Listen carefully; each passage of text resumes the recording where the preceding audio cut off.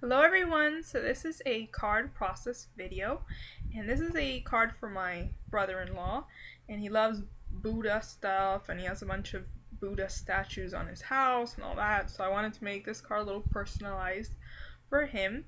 So I'm using this Inkadinkado Asian Influence stamp set, which you just saw, and I'm stamping it with the Heidi Swapp Archival black ink because I'm planning on doing a little bit of watercoloring and inking around it, so I wanted to make sure that the ink wouldn't bleed. And I'm using my Fiskars stamp press just to line it up and see exactly where I want it put, and I think that helps this stamp out pretty nicely. And then now I'm stamping out the Buddha, which is from that same stamp set, and I'm making sure to ink it up real good so I don't mess it up. And it worked pretty well, and it actually didn't stain these stamps because usually that ink stains rubber stamps and photopolymer, but for some reason it doesn't stain these. So here I'm just positioning it with my stamp press and pressing it down. I really wanted to make sure that it wouldn't mess up, so I pressed around it, and I messed up a tiny portion of his arm, which you can kind of see there, but it was alright. I mean, after I colored it and such, you can barely tell, so I just left it as is. And here I'm taking out my rubber cement, and I saw this tip from Jennifer McGuire. She showed how to mask using the rubber cement, and I thought it was a great idea because it's really inexpensive. I bought that jar at Target for $1.80. It's a pretty big jar. I'm sure it'll last me for a long time. And I just got a paintbrush that I had, and I'll just be using it for this because it makes the paintbrush kind of hard, but I just covered both images, and I just skipped over that so you wouldn't have to see me applying it, but just applied it over that and let it dry before I inked around it because I didn't want to mess it up. But it didn't take that long to dry because I didn't add a big glob of it. So here I'm just drawing in a hill with my pencil. And there I tried to turn on the light to see if it would get brighter, but it just got really yellow, so I turned it back off. And now I want to draw like a path to the house. So I just drew one in with my pencil again. And I wanted to have some depth, so I tried to make it look as if the house were further away and the Buddha was closer up. And here I just made a little mask with one of those printer alignment papers that come out that I never know what to do with afterwards. So I just saved some of them and I use them for this type of stuff so I can ink on them and stuff. So here I use some just washi tape from my stash to tape it down so I could ink on it. And I'm using my Spiced Marmalade Distress Ink because I want to make like a sunset type sky. So I'm using the Spiced Marmalade on the bottom and a little bit on the top. And I'm trying to ink off the paper first so I don't get some big squares on my paper. And now I'm using the Distress Ink Mustard Seed, so that I'm using it to blend out the other orange ink and make it look more like a sunset. Oh, and by the way, this is watercolor paper that I'm using. I'm using the Target watercolor paper that they sell in the kids section. It works pretty well, and I used that because I was planning on using water on it.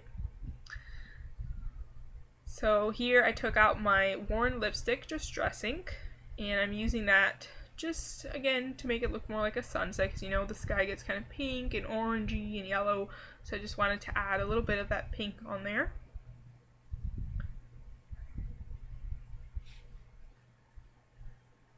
And there you have it. Now I'm just wiping up my table and taking off the washi tape so I can work on the hill. So there's what my sky looks like. And now I cut out from that same piece of paper the same mask so I can ink up my hill and not mess up the sky. So I just used some more washi tape And I'm using the peeled paint distress ink to ink up the hill. And I'm just going all around the sides. I didn't ink up the middle because that's going to be my path. So I'm just inking around it. I tried to make the bottom of the card darker, so that's what I did for that. And then I did both sides of it.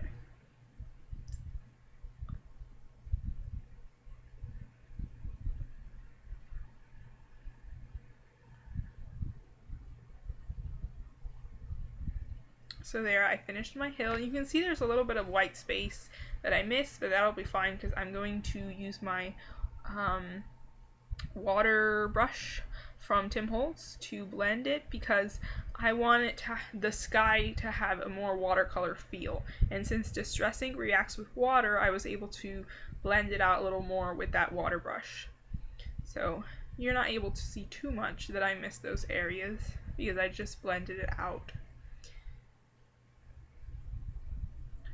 So I really like that about the distress inks. You can do lots of things with it and blend it out with water and such. So that's what I decided to do for the sky.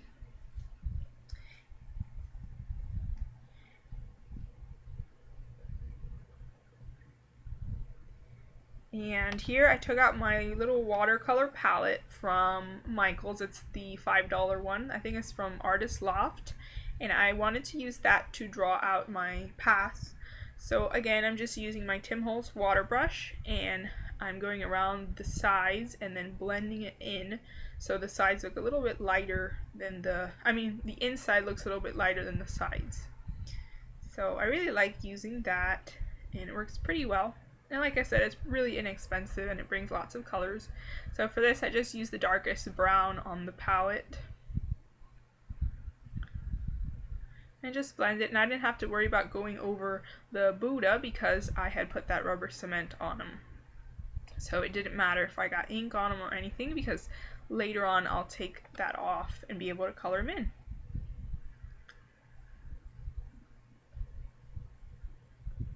There he is, and I finished my little path.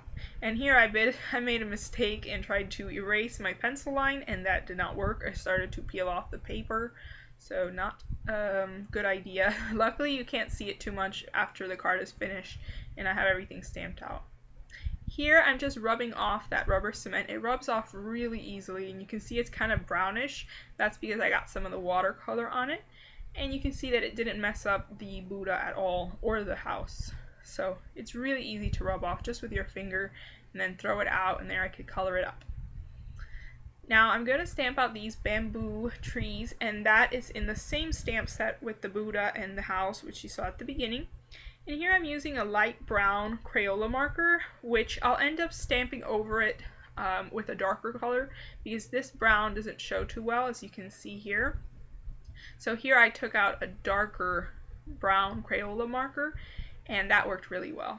And these Crayola markers are great for using on stamps because they're washable, so you can just wipe them off and they stamp out really nicely, and I can stamp various colors on one stamp. So there's that, and I just use a little bit of water because they're washable, so they react kind of with water. So you can get that watercolor feel to it. So, and the way I got that to be longer is I just stamped on the top that you saw there, I stamped it upside down. That way the shorter section was on the bottom, if that makes sense. So I stamped it first the right side, and then on the top I turned the stamp upside down and then stamped it again. So that's how I made the one on the side look longer. And here for the middle I just stamped it the regular size.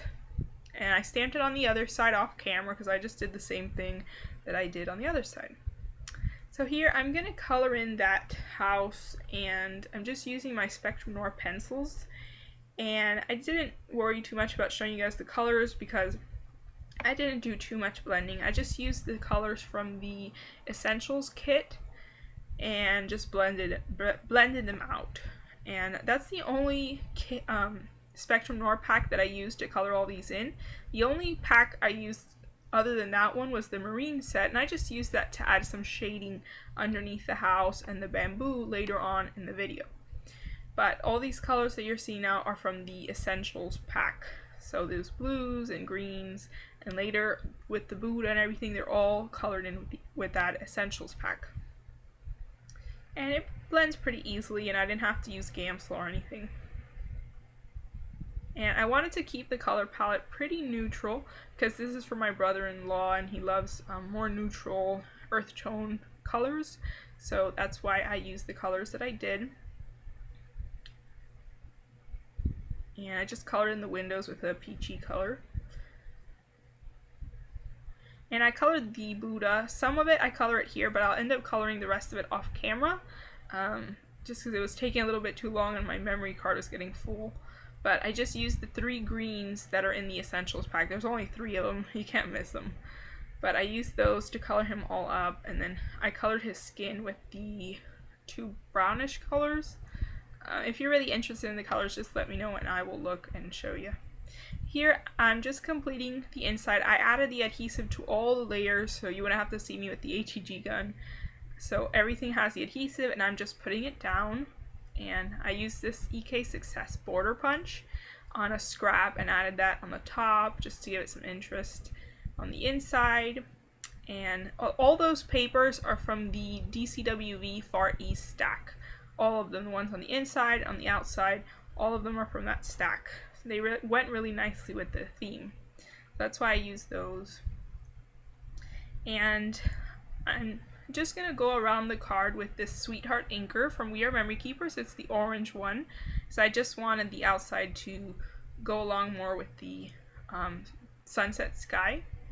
And here I'm using some lime green stickles because I wanted those swirls around the Buddha to stand out more. So I used those stickles and I thought they went along nicely with the color of the card, and I think it made those swirls stand out more. And even though this card is for a guy, I don't think the glitter is too much for him. So I kept it simple. I didn't add glitter anywhere else on the card. I just added it right there around those swirls around him. And I only did one of the swirls on camera because it's basically the same thing.